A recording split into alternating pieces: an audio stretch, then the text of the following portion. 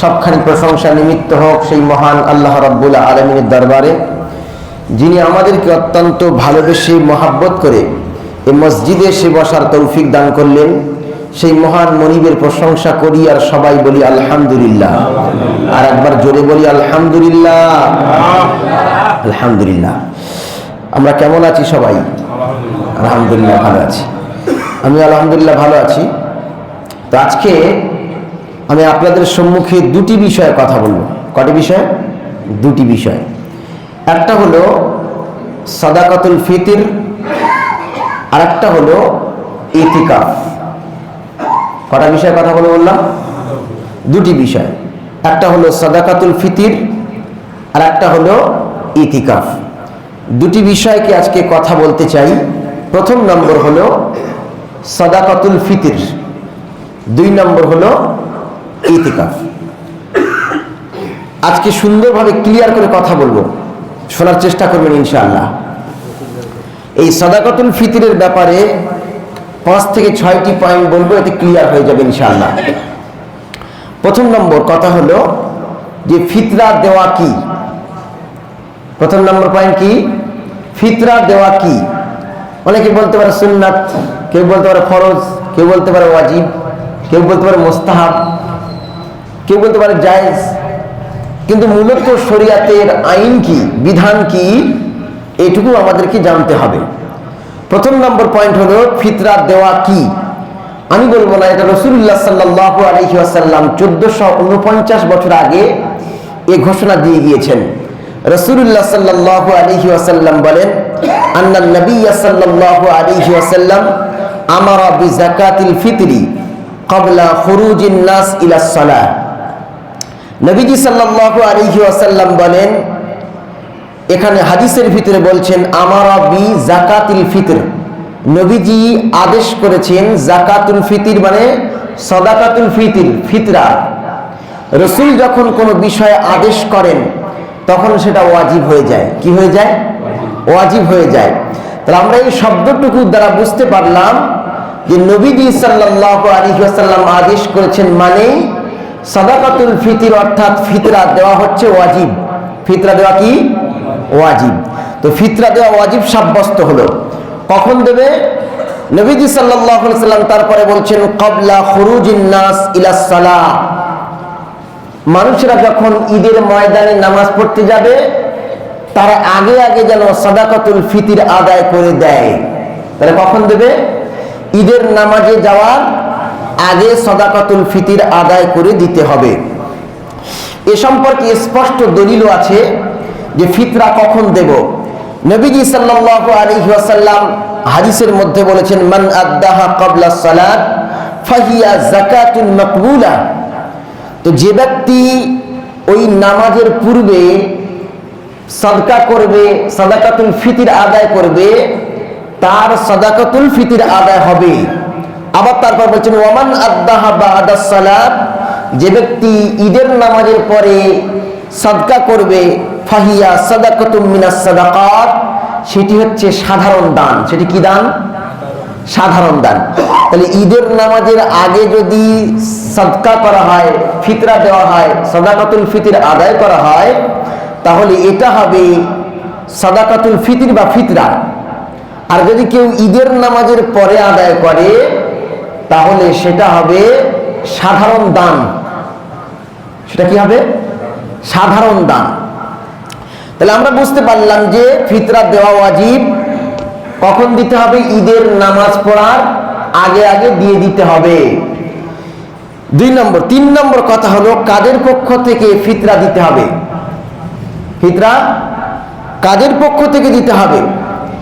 প্রথম নম্বরে মনে রাখুন, নিসাব পরিমাণ মালের মালিক যারা, তাদের উপরে সাদাকাতুল ফিতর আদায় করা ওয়াজিব। সাদাকাতুল ফিতর আদায় করা ওয়াজিব। নবীজি সাল্লাল্লাহু আলাইহি ওয়াসাল্লাম এই মর্মে হাদিস বর্ণনা করেছেন। নবীজি বলেছেন, আলাল আবদি ওয়াল হুররি ওয়াল যাকারি ওয়াল উনসা ওয়াস সাগীরি ওয়াল কাবীরি মিনাল মুসলিমিন।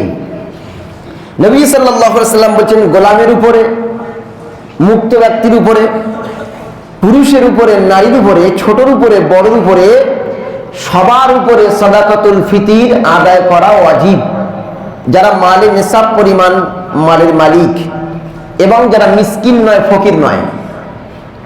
বুঝতে পেরেছেন কথা? এখানে আরো একটা কথা বলবো যে সাদাকাতুল ফিতির আদায় করতে হবে ওই ব্যক্তিদের, যে ব্যক্তিরা ঈদের দিন ফজরের আগে জীবিত। ঈদের দিন ফজরের আগে যদি মৃত্যুবরণ করে তাহলে ওই ব্যক্তির সাদাকাতুল ফিতির আদায় করতে হবে না, সাদাকাতুল ফিতির আদায় করতে হবে না।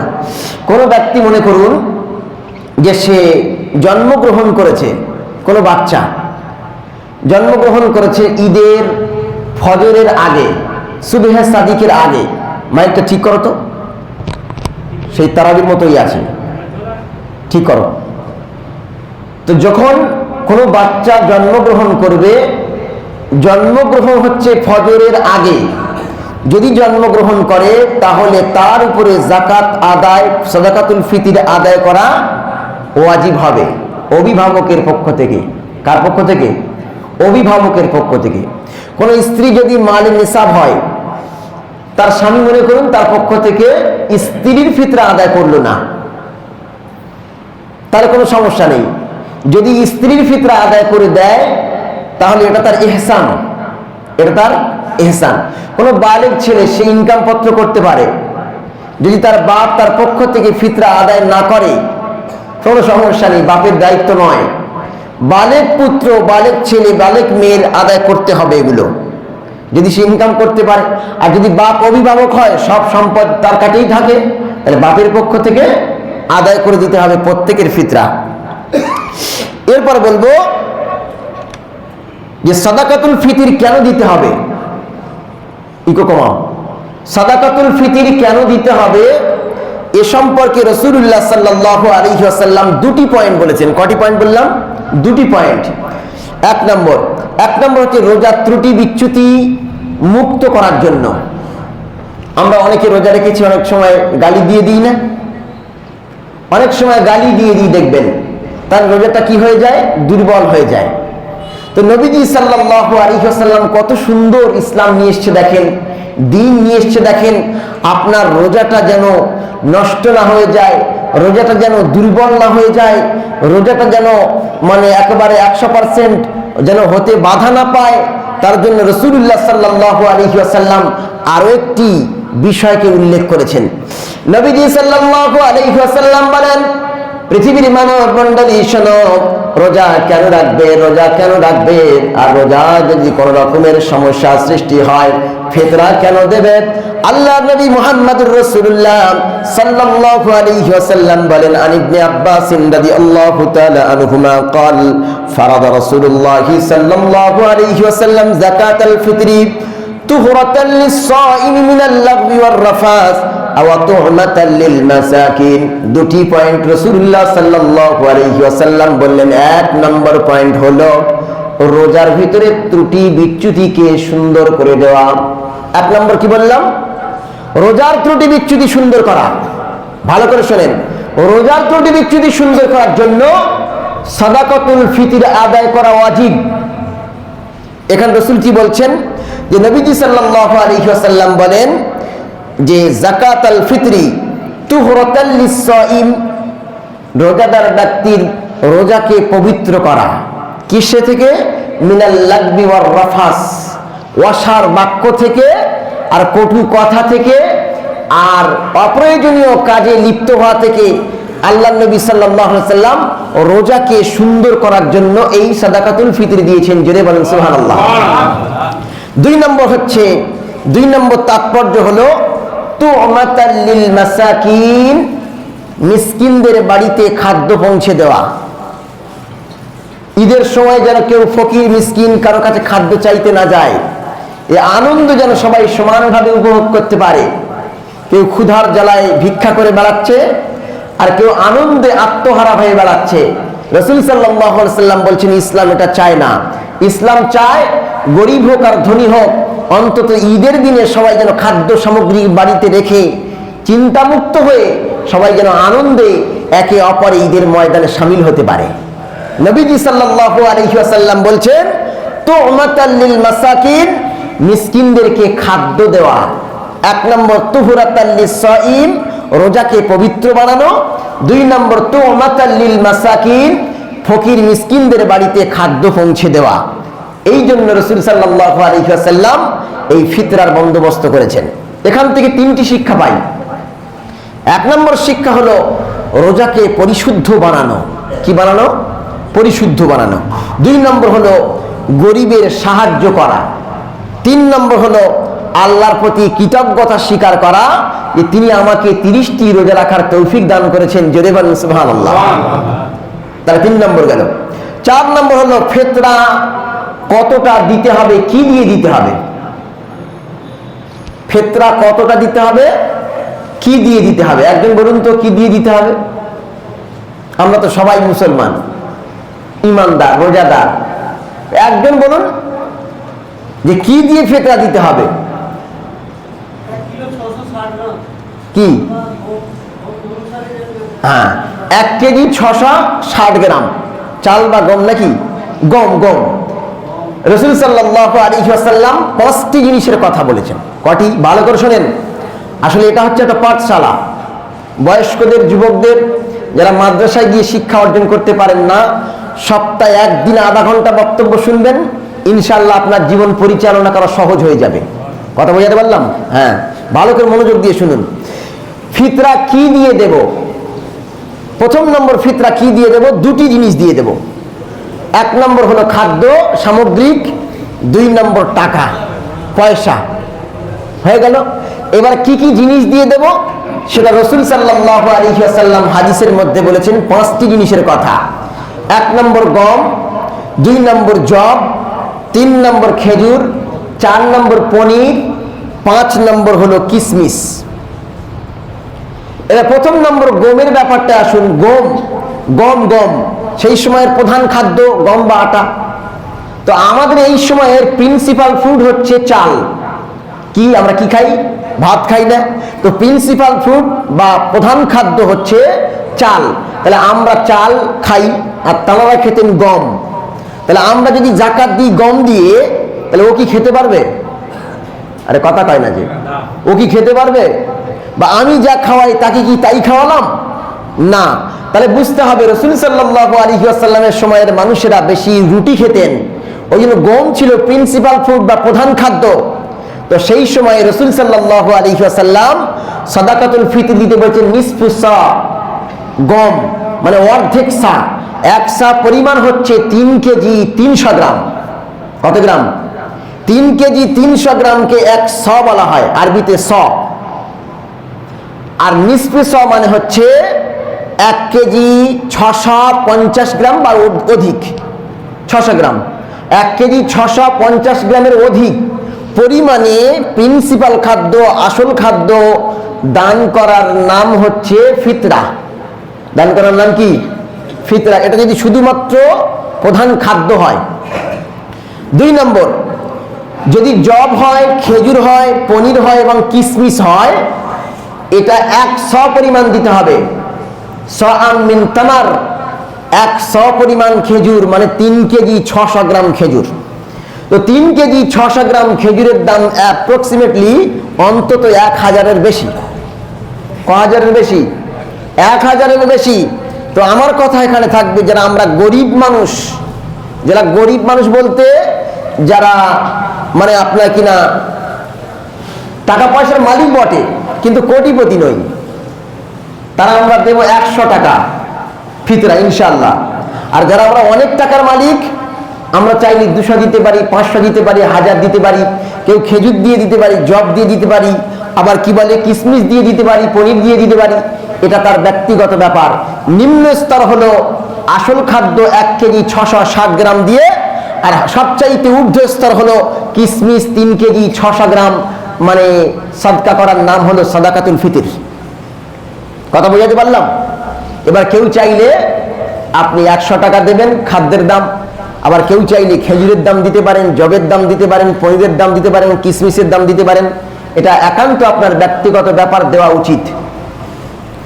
যদি ধনী ব্যক্তি হয়, ওই ব্যক্তি কমপক্ষে খেজুর দিয়ে আদায় করা উচিত, জব দিয়ে আদায় করা উচিত, বা সেই সমপরিমাণ টাকা দিয়ে আদায় করা উচিত আমি বলে মনে করি। দিতে হবে কথা বলছি না, উচিত বলে আমি মনে করি। কারণ অধিক অর্থ সম্পদের মালিক সেও যদি 100 টাকা দেয়, আর 1 লাখ টাকার মালিক সেও যদি 100 টাকা দেয়, তাহলে তো সবাই সমান হয়ে গেল, তাই না? তো রাসূল সাল্লাল্লাহু আলাইহি ওয়াসাল্লাম এখানে অনেক ধনী ব্যক্তি এবং ধনী ব্যক্তি দুজনের মাঝখানে পার্থক্য করার জন্য যেন বললেন যে তোমরা চাইলে হাই কোয়ালিটির দাও আর গরিবরা চাইলে লো কোয়ালিটির দাও। কথা বুঝতে পারলাম? হ্যাঁ। এরপরে বলবো যে টাকা দিয়ে যদি আমরা ফিতরা আদায় করি তাহলে কি ফিতরা আদায় হবে? এক শ্রেণীর মানুষ সবসময় বলেই থাকেন যে খাদ্য দিয়েই ফিতরা দিতে হবে, খাদ্য দিয়ে ফিতরা দিতে হবে। এখন মনে করুন যে আমি গরিব মানুষ, আমাকে আপনার গ্রামের দাসপাড়া সবাই মিলে আমাকে একটা করে ফিতরা দিলেন। কি দিলেন? 1 কেজি 660 গ্রাম চাল দিলেন, সবাই চাল দিলেন। আচ্ছা, চালটা আমি কি দিয়ে খাবো রে ভাই? শুধু কি ভাত ফুটিয়ে আর শুধুই ভাত খাবো? আমার লবণের দরকার নেই, আমার তরকারির প্রয়োজন নেই, আমার একটু ডালের দরকার নেই, সরষে তেলের দরকার নেই, তাহলে অন্যান্য জিনিসের প্রয়োজন নেই। তাহলে প্রয়োজন মেটানোর জন্য ইমাম আবু হানিফা রহমাতুল্লাহ আলাইহি বলছেন পয়সা দিয়ে বা সেই মূল্য দিয়ে ফিতরা আদায় করা হচ্ছে উত্তম। সেই মূল্য দিয়ে ফিতরা আদায় করা উত্তম। আমার কাছে যদি টাকা থাকে আমি চাইলে গম কিনতে পারি, খেজুর কিনতে পারি, আমি সরষে তেল কিনতে পারি, অন্যান্য জিনিসপত্র কিনতে পারি। কিন্তু এখন সবাই যদি আমাকে চাল দেয়, এই চাল বিক্রি করলে আবার তার দাম কমে যাবে। এবার সেটাকে আবার বাজারে নিয়ে গিয়ে খাদ্য কিনে আনতে গেলে, তেল বা রুটি অন্যান্য কিছু কিনে আনতে গেলে তাহলে একটা মানুষের হ্যাপা হয়ে যাবে। এই জন্য ইমাম আবু হানিফা রহমাতুল্লাহ আলাইহি বিশাল দূরদর্শী একজন ইমাম, শ্রেষ্ঠ ইমাম, আজিম ইমাম, তিনি বলছেন যে টাকা দিয়ে, পয়সা দিয়ে বা সেই খাদ্যের পরিমাণ অর্থ সম্পদ দিয়ে ফিতরা আদায় করলে এটা উত্তম হবে। এটা কি হবে? উত্তম হবে। তো আরেকটা কথা আমি উল্লেখ করে দিই, যখন তাবেঈ রহমাতুল্লাহ আলাইহি হযরত ইসহাক নামক এক তাবেঈ, তিনি সাহাবীদেরকে দেখেছেন তারা কি দিয়ে ফিতরা দিতেন সেটা আমি উল্লেখ করব। নবীজি সাল্লাল্লাহু আলাইহি ওয়াসাল্লামের সাহাবী তারা কি দিয়ে ফিতরা আদায় করতেন সে কথা এখানে উল্লেখ করছেন। ক্বালা আবু ইসহাক আদরাকতুহুম ওয়াহুম ইউতুনা ফি সাদাকাতি রমাদান আদ-দারাহিমা বিকিমাতি আত-তাআম। এখানে নবীজি সাল্লাল্লাহু আলাইহি ওয়াসাল্লামের সাহাবীরা কি দিয়ে দিতেন তাবেঈ বর্ণনা করছেন, বলছেন আদরাকতুহুম, আমি তাদেরকে দেখেছি, আদায় করতে দেখেছি, ওয়াহুম ইউতুনা ফি সাদাকাতি রমাদান, রমজান মাসে তারা ফিতরা আদায় করতেন আদ-দারাহিমা মানে রূপোর টাকা দিয়ে। কি দিয়ে? বিকিমাতি আত-তাআম, খাদ্যের পরিমাণ মানে খাদ্যের অর্থ পরিমাণ তারা রূপোর টাকা দিয়ে আদায় করতেন। তাহলে বুঝতে পারলাম কারেন্সি দিয়ে, টাকা দিয়ে, পয়সা দিয়ে, ডলার দিয়ে আদায় করা জায়েজ। ইমাম আবু হানিফা রহমাতুল্লাহ আলাইহির নিকট উত্তম। কথা ক্লিয়ার বোঝাতে পারলাম? তাহলে কেউ চাইলে খাদ্য দিয়ে আদায় করতে পারে সেই ব্যক্তির যে চাহিদা অনুযায়ী, কেউ টাকা দিয়ে আদায় করতে পারে তার টাকার প্রয়োজন থাকলে, অন্যান্য জিনিসের প্রয়োজন থাকলে সেই হিসাবে আদায় করে দেওয়া উচিত। এখন কেউ যদি মনে করে যে আমি বেশি সুন্নাত আদায় করব, তাহলে যাকে আপনি ফিতরা দেবেন তাকে জিজ্ঞাসা করুন যে আপনার কি প্রয়োজন ভাই। সে যদি বলে আমার 1 লিটার সরষে তেল প্রয়োজন, একটা মুরগির প্রয়োজন, ঈদের দিনে একটা মুরগির প্রয়োজন, একটু সিমাইয়ের প্রয়োজন, একটু লাচ্চার প্রয়োজন, এটার প্রয়োজন, সেটার প্রয়োজন, আপনি তাকে 1 ব্যাগ ভর্তি করে 5টা ফিতরা দিয়ে দিন, তাহলে এটা আরো ভালো হবে। কথা বুঝতে পারলাম? হ্যাঁ। এরপরে দেখুন, শেষ কথা বলি, আপনি আপনার ইচ্ছা অনুযায়ী ফিতরা আদায় করবেন। কমপক্ষে 1 কেজি 660 গ্রাম মেন খাদ্য আপনাকে দিতেই হবে প্রত্যেকের পক্ষ থেকে। তাহলে এটা আমরা ক্লিয়ারলি বুঝতে পারলাম যে ফিতরা আমাদের আদায় করতে হবে। 1 নম্বর বলেছিলাম যে ফিতরা দেওয়া কি ওয়াজিব। 2 নম্বর কখন দেব? সেটা ঈদের নামাজে যাওয়ার আগে ফিতরা আদায় করে দেব। 3 নম্বর কাদের পক্ষ থেকে? সে গোলাম হোক, পুরুষ হোক, নারী হোক, আর আজাদ হোক, ছোট হোক, বড় হোক, এমনকি ঈদের নামাজের ফজরের আগে যদি কেউ জন্মগ্রহণ করে তার পক্ষ থেকে ফিতরা আদায় করা ওয়াজিব। তারপরে বলেছিলাম সাদাকাতুল ফিতর কেন দেব? আমাদের রোজাকে পরিশুদ্ধ বানানোর জন্য আর মানুষের বাড়িতে খাদ্য পৌঁছে দেওয়ার জন্য। তারপর বলেছিলাম যে কি দিয়ে ফিতরা আদায় করব। 1 নম্বর বলেছিলাম গম দিয়ে, বর্তমানে প্রধান খাদ্য। আর তারপরে জব, খেজুর, কিশমিশ এবং পনির দিয়ে আদায় করবো ইনশাআল্লাহ। তারপর বলেছিলাম টাকা দিয়ে আদায় করব না খাদ্য দিয়ে? উভয় দিয়ে আদায় করলে ভালো হবে, আদায় হবে, এবং খাদ্য দিয়ে আদায় করলে সুন্নাত হবে, আর টাকা দিয়ে আদায় করলে সুন্নাতে সাহাবী হবে। এবং আবু হানিফার নিকটে টাকা দিয়ে আদায় করলে আর উত্তম হবে। ক্লিয়ার কথা বলে দিলাম। এবার ইতিকাফ সম্পর্কে বলবো। 5 হয়েছে, তাহলে 10 মিনিটে ইতিকাফ সম্পর্কে একটু বলি। আল্লাহ পাক রব্বুল আলামিন বলছেন, ওয়ালা তুবাশিরুহুন্না ওয়া আনতুম আকিফুনা ফিল মাসাজিদ। আল্লাহ পাক বলছেন, ওয়ালা তুবাশিরুহুন্না, তোমরা স্ত্রীর কাছে যেও না, সম্ভোগ করো না, মেলামেশা করো না। ওয়া আনতুম আকিফুন, যখন তোমরা ইতিকাফে থাকো, ফিল মসজিদ, মসজিদ, তার মানে এখানে বোঝানো হলো যে পুরুষের জন্য ইতিকাফ মসজিদে। কোথায়? মসজিদে। এই ইতিকাফ শব্দের অর্থ হচ্ছে অবস্থান করা। ইতিকাফ শব্দের অর্থ কি বললাম? অবস্থান করা, থাকা। তাহলে ইতিকাফ যখন আমরা করি মসজিদে, তাহলে থাকি না? তাহলে ইতিকাফ শব্দের আবিধানিক অর্থ হচ্ছে মসজিদে থাকা। আর এর পারিভাষিক অর্থ হলো আল্লাহর সন্তুষ্টির জন্য ইবাদতের উদ্দেশ্যে মসজিদে থাকার নাম হচ্ছে ইতিকাফ। থাকার নাম কি? ইতিকাফ। এই যে আমরা ইতিকাফ করি, এই ইতিকাফটা হচ্ছে রমজানুল মুবারক মাসের শেষ 10 দিন। কোন দিনে? রমজানুল মুবারক মাসের শেষ 10 দিনে ইতিকাফ করা সুন্নাতে মুআক্কাদা কিফায়া। সুন্নাতে মুআক্কাদা, সুন্নাত মানে রাসূল করেছেন, মুআক্কাদা মানে সর্বদা করেছেন, আর কিফায়া মানে যথেষ্ট কোনো একজন যদি মহল্লায় আদায় করে। কথা বুঝাতে পারলাম? পুরো মহল্লার ভিতরে থেকে যদি কেউ কোনো ব্যক্তি মসজিদের ভিতরে 10 দিন ইতিকাফ করে, তাহলে সবার পক্ষ থেকে সুন্নাতুল ইতিকাফ আদায় হয়ে যাবে। এরপরে বলবো যে কয়দিন আদায় করতে হবে। অনেকে ফতোয়া দিয়ে রেখেছেন, অনেক মুফতি সাহেব, যে 3 দিন আদায় করলে সুন্নাতুল ইতিকাফ আদায় হয়ে যাবে। না না বন্ধু, সুন্নাতুল ইতিকাফ 3 দিনে সুন্নাতুল ইতিকাফ আদায় হবে না। সুন্নাতুল ইতিকাফ আদায় করতে গেলে রাসূলুল্লাহ সাল্লাল্লাহু আলাইহি ওয়াসাল্লামের মত অনুযায়ী, হাদিস অনুযায়ী 10 দিন তাকে মসজিদের ভিতরে থেকে ইতিকাফ করতে হবে। কয়দিন? 10 দিন। এ কথা আমার নয়, রাসূল সাল্লাল্লাহু আলাইহি ওয়াসাল্লাম বলছেন, কানান নবী সাল্লাল্লাহু আলাইহি ওয়াসাল্লাম ইয়াতাকিফুল আশরাল আওয়াখির মিন রমাদান। নবীজি সাল্লাল্লাহু আলাইহি ওয়াসাল্লাম রমজান মাসের শেষ দশকে তিনি ইতিকাফ করেছিলেন। তাহলে আমরা যদি আবার নিজস্ব ফতোয়া তৈরি করে বলি 3 দিন ইতিকাফ করলে ইতিকাফ হয়ে যাবে, তাহলে রাসূলের চেয়ে আরো বড় মুফতি সাহেব হয়ে গেছে।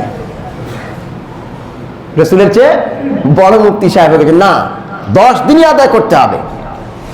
এবার 10 দিন কোন দিন থেকে শুরু হবে?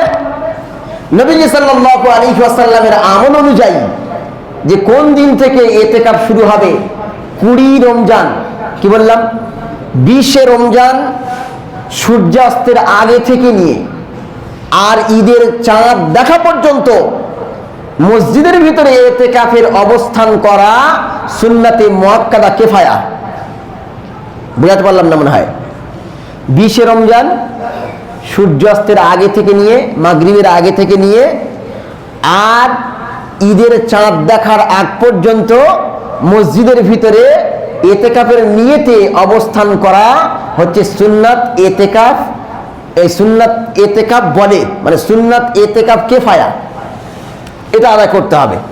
তাহলে আমরা বুঝতে পারলাম 10-20 রমজান থেকে নিয়ে আর আপনার কিনা ওদিকে ঈদের চাঁদ ওঠা পর্যন্ত এই ইতিকাফ আদায় করা, কি বললাম, সুন্নাতে মুআক্কাদা কিফায়া।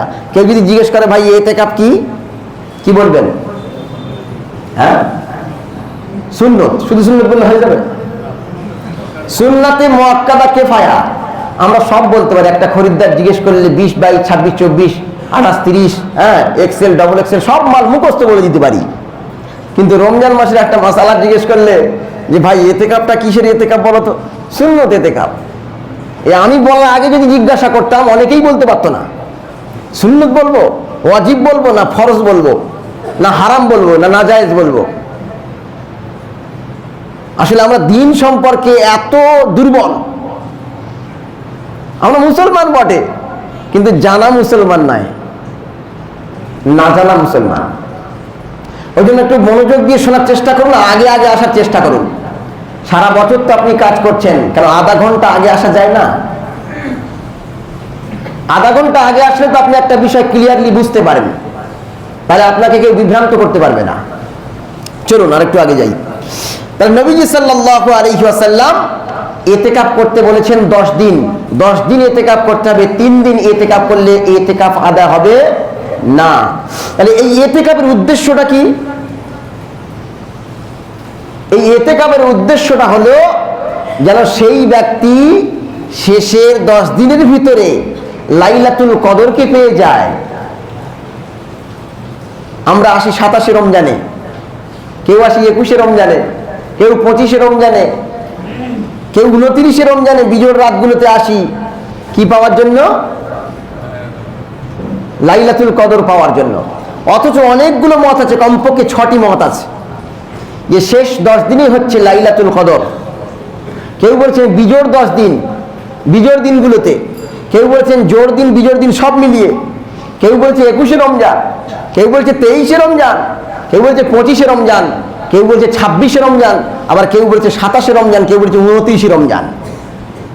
তাহলে আপনাকে যদি ওই লাইলাতুল কদর পেতে হয়, সবচাইতে সহজ পন্থা হলো যদি শেষ 10 দিন আপনি ইতিকাফে বসেন, তাহলে শেষ 10 দিনের ভিতরে একদিন লাইলাতুল কদর হতেই হবে, তাই না? এর থেকে কি বাদ যাবে? না, এর ভিতরে কোনো একদিন লাইলাতুল কদর সে পেয়েই যাবে। ওই জন্য রাসূল সাল্লাল্লাহু আলাইহি ওয়াসাল্লাম বলেছেন তাহাররু, তোমরা অনুসন্ধান করো লাইলাতুল কদর, লাইলাতুল কদরকে অনুসন্ধান করো শেষের দশকে, শেষের দশকে। এরপরে যে কথা বলবো সেটা হলো এই যে সুন্নাতুল ইতিকাফ যেটা আমরা করি। এবছর হয়তো একজন কি দুজন বসবে। আমরা অনেক বয়স্ক মানুষ আছি যাদের কাজ বাজ থাকে না, তারাও চাইলে আমরা বসতে পারি, কিন্তু বয়স্করা বলবে হুজুর যুবকদের থেকে আমাদের কাজ বেশি। কি কাজ? চা দোকানে গল্প না করলে তো আমার দিনই কাটবে না। চা দোকানে গল্প না করলে আমার দিনটাই কাটবে না। আমি কেন ইতিকাফে বসলে তো আমার কষ্ট হবে, কারণ কথা না বলতে পারলে আমার কষ্ট হবে। আছে না এরকম মানুষ? ওই জন্য আমি বলবো যারা বৃদ্ধ হয়ে গেছেন, বয়স্ক হয়ে গেছেন, যাদের তেমন কোনো কাজ নেই, তারা ইতিকাফের জন্য বসুন। রাসূল সাল্লাল্লাহু আলাইহি ওয়াসাল্লাম তার জীবনে ইতিকাফ করেছেন। আপনিও বয়স্ক হয়ে গেছেন, আপনার কাজ নেই, সংসার নেই, ধর্ম নেই, আপনার ছেলেপিলে সব কিছু করছে, তাহলে আপনি বসুন। বসলে তো আপনার ইবাদতটা আরো সুন্দর হয়। ইনশাআল্লাহ আমরা নিয়ত করব কমপক্ষে 1 জন 2 জন 4 জন 5 জন যে কজন হয় আমরা যেন মসজিদের ভিতরে ইতিকাফ করি ইনশাআল্লাহ। বলেন, এটা হলো পুরুষের ক্ষেত্রে বললাম। মহিলারা যদি ইতিকাফ করে কি করবে? তারা মসজিদে এসে বসবে নাকি? আরে কথা কয় না। মহিলারা কি মসজিদে এসে বসবে? না। নবীজি সাল্লাল্লাহু আলাইহি ওয়াসাল্লাম মসজিদে বসেছেন। নবীজি কি পুরুষ ছিলেন না মহিলা ছিলেন? পুরুষ ছিলেন। তার মানে নবীজি পুরুষদেরকে শিক্ষা দিয়ে গেলেন যে আমি পুরুষ, আমি মসজিদে বসেছি। আর আম্মাজি আয়েশা সিদ্দিকা রাদিয়াল্লাহু তাআলা আনহা তিনি বাড়িতে বসে শিক্ষা দিয়ে গেলেন পৃথিবীর নারীরা তোমরাও যদি ইতিকাফ করতে চাও তাহলে তোমরা বাড়িতে বসে ইতিকাফ করবে। তোমরা যেখানে নামাজ পড়ো ওই নামাজের জায়গাটা বেছে নাও ইতিকাফের জন্য। কোন জায়গাটা? আমরা সুন্দর একটা সেফটি জায়গায় গিয়ে নামাজ পড়ি না, মহিলারা পড়ে না? তাহলে সেই জায়গায় তারা ইতিকাফে বসবে, সেই জায়গায় তারা ইতিকাফে বসবে। অনেকে আমরা মনে করি যে ইতিকাফে বসলে বাবা কথা বলা যায় না। কি বলা যায় না? কথা বলা যায় তো বাবা। 1 জন 2 জন বলছে যায়, আর সব বলছে যদি বলে বিপদে পড়ি। আরে ভাই কথা বলা যাবে, কথা যদি না আপনি বলেন তাহলে কোরআনটা পড়বেন কি করে? আলহামদুলিল্লাহি রাব্বিল আলামিন, এটা কথা নয়? যদি আমাকে জিজ্ঞাসা করে হুজুর যে এই মাসআলাটা কি হবে, এটা কথা নয়? যদি বলা হয় যে আমার ইফতারটা আসেনি হুজুর একটু দেখুন তো, এটা কথা নয়? আমার সেহরিটা এখন বাড়ি থেকে আসলো না, একটু দেখুন তো, এটা কথা নয়? তাহলে প্রয়োজনে কথা বলতে হবে, প্রয়োজনে কথা বলতে হবে, কারণ কথা বলাটাও ইবাদত। বলে আবার কোন হুজুর রে কথা বলা ইবাদত? আরে বাবা কথা বলা যদি ইবাদত না হয়, রাসূল সাল্লাল্লাহু আলাইহি ওয়াসাল্লাম বলেছেন একটা ভালো কথা বলাও হচ্ছে সাদকা। তাহলে কথা বলা যদি ইবাদত না হয়, সাদকা না হয়, তাহলে কথা বলা আপনি বন্ধ করবেন কেন? ভালো কথা বলুন, আপনি কোরআন পড়ুন, আপনি হাদিস পড়ুন, আপনি কারোর সঙ্গে মাসআলা নিয়ে আলোচনা করুন যে হুজুর এই মাসআলাটা কি হবে, এটা কি হবে, সেটা কি হবে, তাহলে আপনার জানাও হবে, এটা জানলেও ইবাদত আরো বেশি হবে। সুবহানাল্লাহ বলেন। আমার নানার দেশে একটা ঘটনা ঘটেছিল, আমি আপনাদেরকে উল্লেখ করি। নানার দেশে একটা ঘটনা ঘটেছিল, সেই সময় তো আর অত বিদ্যুৎ আসেনি, আমার মায়ের কাছ থেকে শোনা গল্প বলছি। তো বিদ্যুৎ ছিল না, মোটর ছিল না, আর পুকুরের পানিতে সব কিছু করা হতো, বাথরুমে পানি তুলে আনতে হতো, এনে বাথরুম করতে হতো।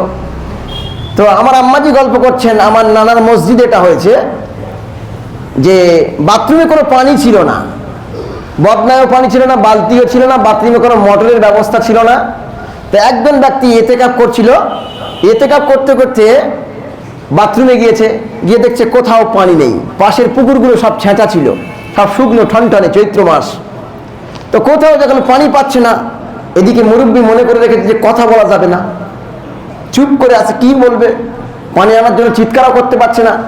সেই সময় ছিল দস্তার বদনা, ওই বদনা নিয়ে পায়খানা গায়ে সাপাটে মানে মারা শুরু করেছে, মেরে মেরে মেরে মেরে বদনাটা ফাটিয়ে ফেললো, কেউ শুনতে পেল না।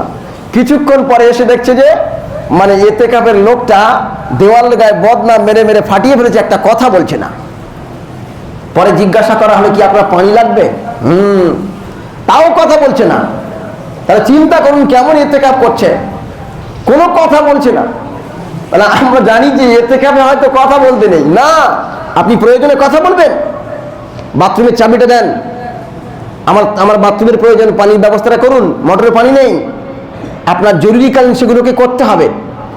শেষ কথা বলি, যখন আপনি এতেকাপে থাকবেন তখন মসজিদের বাইরে আপনি প্রয়োজন ছাড়া যেতে পারবেন না। আপনার পেশাবের প্রয়োজন, পায়খানার প্রয়োজন, গোসলের প্রয়োজন, এইটুকু ছাড়া আপনি বাইরে আর যেতে পারবেন না। বাইরে গেলে কিন্তু কোনো কাজই দিয়ে আন, কেউ হয়তো এখানে এতেকাপ করছে যে হুজুর আমি একটু বাজারে গিয়ে একটু বাজার করে বাড়ি দিয়ে আসি, এসে ফের বসবো, হবে না। এতেকাপ আল্লাহর জন্য মনোনিবেশ করে মসজিদের ভিতরে বসতে হবে। শুধু পেশাব পায়খানা আর গোসল বাদ দিয়ে আপনি এটা বাইরে করতে পারবেন, যদি ভিতরে কোনো রকমের প্রসেসিং না থাকে, কোনো রকমের পরিস্থিতি না থাকে, এটা বাইরে করতে পারবেন। কিন্তু মসজিদের বাইরে গেলে এতেকাপ হবে না।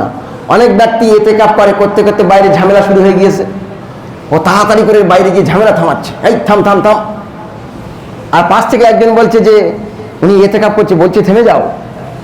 এতেকাপটাও গেল আর বাইরে ঝগড়া থামাতে গিয়েছে। সুতরাং এতেকাপ করবেন আল্লাহর জন্য, আপনি প্রয়োজনে কথা বলতে পারবেন, প্রয়োজন অনুযায়ী আপনি কথা বলতে পারবেন, এতে কোনো সমস্যা হবে না। আর বয়স্ক বৃদ্ধ মানুষদের যাদের কাজ নেই, তাদেরকে আমি এতেকাপে বসার জন্য আহ্বান করছি, আমরা যেন সকলেই এতেকাপে বসি, ইনশাআল্লাহ বলেন, ইনশাআল্লাহ বলেন, ইনশাআল্লাহ। তবে আরেকটা কথা উল্লেখ করে দিই, মসজিদে যখন আমরা ভিতরে প্রবেশ করি যেন আমাদের আমল নামায় এতেকাপের সওয়াব থাকে। মসজিদের ভিতরে প্রবেশ করার সময় আপনি এতেকাপের নিয়ত করুন। কি করুন? এতেকাপের নিয়ত করে মসজিদের ভিতরে প্রবেশ করুন যে আমি কারোর সঙ্গে অযথা কথা বলবো না, ভালো কথা বলবো, ওই খারাপ কথা বলবো না। আমি এতেকাপের নিয়তে মসজিদে প্রবেশ করলাম, এক মুহূর্ত চুপ থাকাও, আল্লাহর ইবাদতের জন্য চুপ থাকাও এতেকাপ। একদিন, দুদিন, 3 দিন, 5 দিন, 10 দিন, আপনি যেমনই ভাবে যে মুহূর্তটুকু আল্লাহর জন্য এতেকাপ করবেন, প্রত্যেকটা আপনার ইবাদতে গণ্য হবে। সুবহানাল্লাহ বলেন। যাই হোক, আল্লাহ রাব্বুল আমিন যেন আমাদের ফিতরাগুলো আদায় করার তৌফিক দেন। শেষে একটা পয়েন্ট না বললেই হচ্ছে না। সাহাবায়ে কেরাম জিজ্ঞাসা করেছেন, এই তাবেঈরা জিজ্ঞাসা করেছেন যে সাহাবায়ে কেরামরা কখন ফিতরা দিতেন? তো সাহাবায়ে কেরাম বলেছিলেন যে ইয়াউমুন আও ইয়াউমান, ঈদের 2 দিন অথবা 1 দিন আগে সাহাবায়ে কেরামরা ফিতরা আদায় করেছেন। কদিন আগে? এটা না বললে নয়, ওই জন্য বলতে হলো। ঈদের 2 দিন অথবা 1 দিন আগে থেকে ফিতরা দেওয়া চালু করেছেন। এটা সাহাবায়ে কেরামদের আমল বললাম। আপনারা চাইলে এই আমলটি গ্রহণ করতে পারেন। কেউ যদি এখন থেকেও ফিতরা আদায় করে দেয়, দিতে পারে, কোনো সমস্যা হবে না, ইনশাআল্লাহ বলেন। আল্লাহ রাব্বুল আমিন যেন তৌফিক দান করেন। সবাই বলেন আল্লাহুম্মা আমিন। আমা তৌফিক ইল্লা বিল্লাহ। আলাইহি